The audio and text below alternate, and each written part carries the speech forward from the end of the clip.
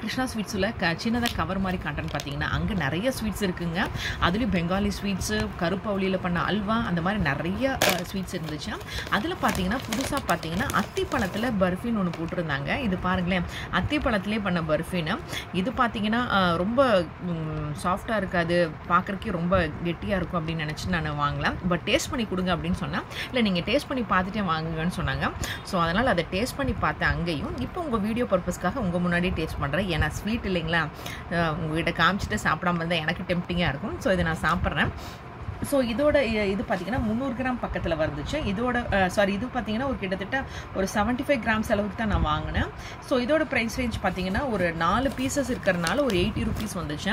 இப்போ இதை நான் டேஸ்ட் பண்ணி பார்க்குறேன் உங்கள் முன்னாடி. வாவ், கண்டிப்பாக ஸ்வீட் பிடிச்சவங்களுக்கு இது ஒரு புதுவிதமான அனுபவம்னே சொல்லுவேன். எனக்கு ரொம்ப பிடிச்சிருக்கு.